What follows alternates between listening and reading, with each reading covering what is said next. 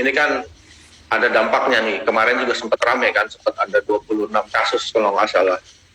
Nah ini bagaimana nih Kang Emil memberikan wejangan atau memberikan arahan-arahan kepada atlet bagaimana sosialisasi atau beraktivitas di sana supaya meminimalisir terjadinya terkena penularan gitu loh Kang. Dan nanti ketika kembali juga kan agak ngeri-ngeri juga nih Kang.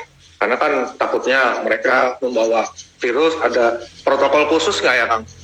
Ya, jadi yang pertama gini, kami bawa tim PCR sendiri, namanya Labkesda Jabar.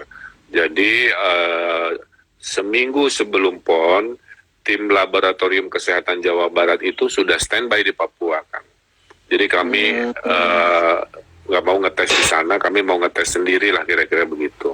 Jadi di luar tim kesehatan pertandingan, kita ada tim kesehatan khusus untuk COVID. Jadi cara Jabar adalah sangat spesial. Kedua, kita doktrin ke pelatih-pelatih dan semuanya, jangan euforia, tetap taat prokes karena kita berinteraksi kan dengan atlet dari luar, dengan penonton dan lain sebagainya. Nah ketiga, kita sudah siapkan 2 tempat. Setelah pulang kan ada protokol karantina ya. Kalau dia di sananya udah lebih dari berapa hari kira-kira begitu, lebih dari 7 hari ada di luar Jabar, pas pulang ya harus karantina. 2 tempat BPSDM, ada secapat Angkatan Darat sudah kita siapkan untuk dijadikan tempat karantina. Setelah itu baru pulang ke daerah masing-masing sesuai dengan domisilinya kira-kira. Kalau penyambutannya gimana Kang? Nih saya bukan mau mendahului alam nih ya Kang, tapi kalau dari feeling saya kan bakal juara umum nih. Kira-kira bakal penyambutan ya Pak, euforia di sana gitu. Dan bagaimana cara menerapkan protokolnya gitu kan? Ya, masalahnya kan si atlet ini pulangnya nggak bersamaan Mas Daus ya. Jadi gitu ya. Ada yang emas duluan, pulang duluan, ada yang emas belakangan, datang belakangan. Jadi setelah kita pastikan kita juara umum, baru kita akan kumpulkan lagi di seremoni lah. Nanti seremoninya diatur. Ada acara sendiri ya? Ada acara sendiri sekaligus kan simbolis ngasih bonus ya.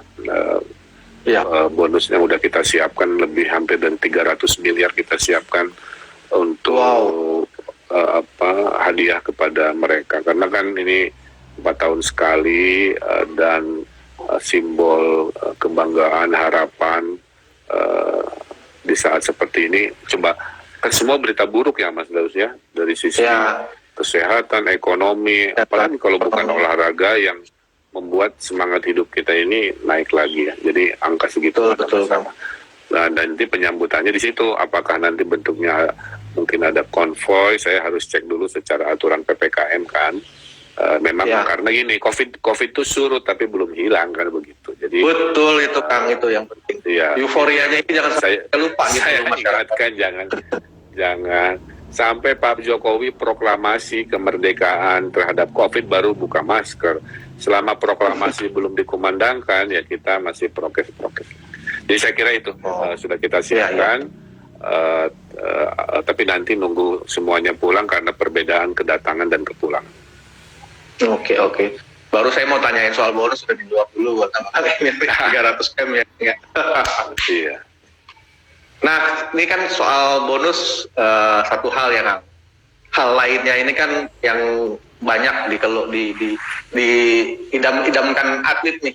Selain dapat uang, apresiasi lain adalah jaminan masa depan nih Kang. Karena kan nggak jarang juga nih atlet-atlet yang masa depannya terbengkalai gitu Kang. Dari Jabar gimana nih Kang? Ya, saya nggak gini, prinsipnya kita ingin menjamin si pahlawan ini hidupnya nyaman sampai hari tua kan. Tapi kan mereka ini skillnya beda-beda Kang. Ya. Jadi bahwa komitmennya menjamin hari tua ada, bentuknya kita sesuaikan. Ada yang dalam bentuk karir, ada yang dalam bentuk asuransi, kan begitu ya. Jadi penghargaan itu sudah kita siapkan, karena kan ada yang, maaf ya, mungkin pintar secara intelektual, itu bisa kita arahkan ke pekerjaan-pekerjaan tertentu, atau hanya sekadar dia kuat di motoriknya, ya tentu juga harus menyesuaikan. Tapi satu hal yang sedang kita konsepkan tadi, asuransi di hari tua, sehingga kalau dia kesusahan ya kita desain dia dapat income, dan kalau sakit kalau apa juga tidak terlantar lah. Saya juga sedih ya sebagai orang biasa lah ya, walaupun dalam konteks gubernur, kalau mendengar berita di hari tuanya kan ada yang banting tulang, jadi jualan yang seadanya, informal. Ini sedang kita pikirkan secara ilmiah dan secara rasional. Nah, kalau PNS karena aturannya itu pemerintah pusat, saya hanya bisa melobi saja, karena di era sekarang keputusan mengangkat jadi PNS itu kewenangannya bukan di daerah tapi di pemerintah pusat.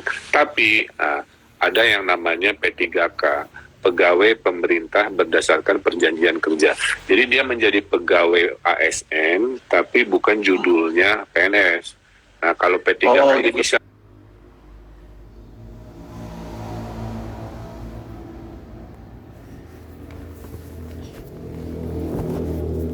ya, jadi statusnya kayak PNS, fasilitasnya sama, tapi nggak pakai judul PNS.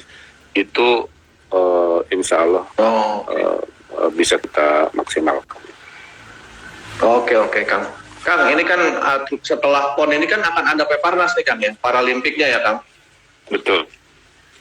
Nah, ini perlakuannya gimana nih, Kang? Dari segi persiapan, dari bonus dan segala macamnya untuk kontingen Jabar. Jadi Peparnas kita kan juga juara, Kang, 2016. Jadi target di 2021 ini, PON 20 ini kita juga juara umum.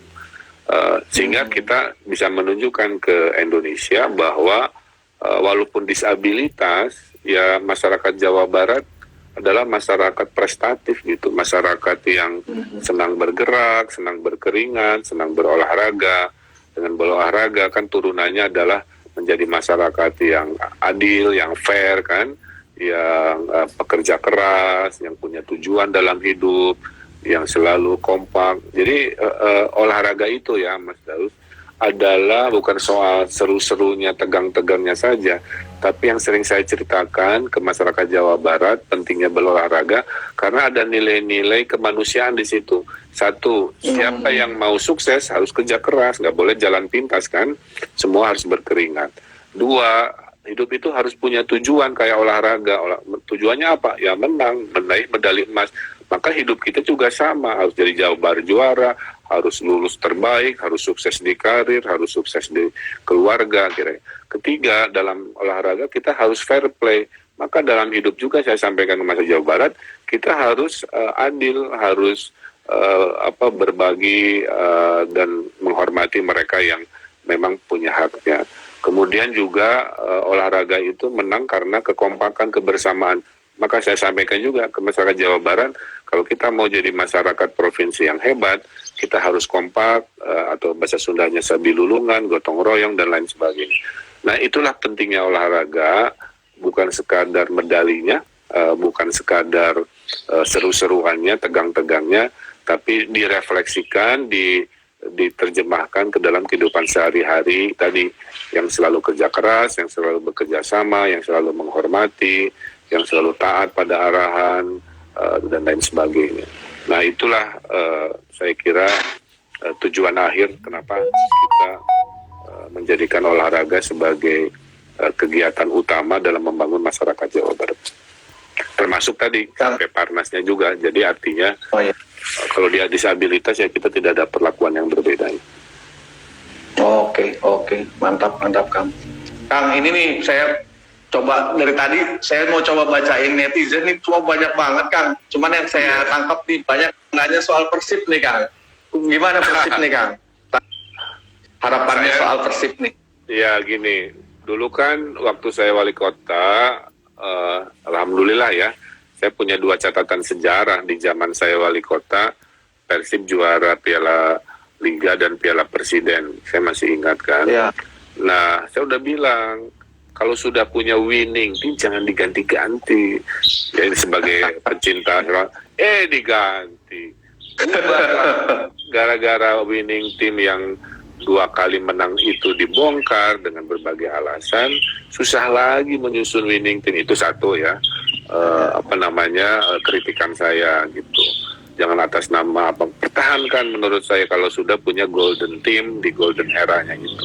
Akibatnya tadi sampai sekarang nggak menang-menang terus. Yang kedua, nggak ada jaminan main asing, pelatih asing. Kan kita waktu menang pelatihnya juga Jajang Nurjaman, lokal. Betul. Nah jadi pelajaran lah, jangan terlalu silau dengan hal-hal yang berbau asing. Ya buktinya harus dipush lagi. Sekarang juara remis istilahnya, sindiran saya. Kayak main seri terus nggak menang-menang. Makanya kemarin di demo juga. Dan ingat ya buat manajemen Persib, klub sepak bola itu nggak melulu milik kalian, kira-kira begitu ya. Yang kalau sudah punya brand ya, mau Persija, mau Persis, mau Persebaya, mau Persib, itu sudah jadi milik masyarakat, milik pendukungnya. Jadi pemain ke-12 kan adalah pendukungnya, kira-kira gitu. Jadi kalau si pemain ke-12 ini punya masukan ya harus didengarkan, jangan seolah-olah hanya urusan mereka, kira-kira gitulah ya. Siap Kang. Mudah-mudahan bobotoh-bobotoh yang lagi nonton ini denger nih ya Kang ya, atau pengurus-pengurusnya denger juga. Ini Kang, terakhir nih Kang, harapan Kang Emil nih untuk atlet-atlet Jabar, terutama yang udah memberikan buat yang udah memberikan prestasi ataupun yang lagi OTW mau memberikan prestasi, apa nih dorongan harapan dari Kang Emil untuk atlet-atlet? Ya, saya selalu ingatkan ya bahwa badan itu gimana fikir ya. Jadi pada saat sedang bertanding, ingat kunci utama ada di mental, ada di pikiran. Badan boleh sudah 100% habis, tapi kalau pikiran bilang ayo semangat, ayo tinggal 2 meter lagi, ayo merangkak kalau nggak bisa jalan dan sebagainya, itulah yang akan memenangkan. Dan jangan lupa saya bilang kepada Anda para atlet yang masih punya ibu, sebelum bertanding telepon dulu ibunya, minta doa. Karena dalam agama saya Islam, doa ibu adalah doa yang paling powerful melindungi anaknya di dunia. Jadi saya ingatkan bahwa ikhtiar ada, tapi lindungi juga dengan doa. Kalau dari gubernur selain doa, saya kasih pantun juga, ikan hiu makan tomat, ayo pada semangat. Ahmad Albar makan nasi, ayo atlet Jabar kita kejar prestasi. Nah, itu aja, terima kasih. Mantap, terima kasih Kang Emil. Waalaikumsalam warahmatullahi wabarakatuh. Terima kasih Kang Emil waktunya. Oke Sobat Medcom, itu dia wawancara singkat kita namun sangat bermanfaat, setengah jam yang penuh berkah nih, penuh manfaat nih buat saya, buat semua sobat di Medcom mungkin yang ada di Jabar ya.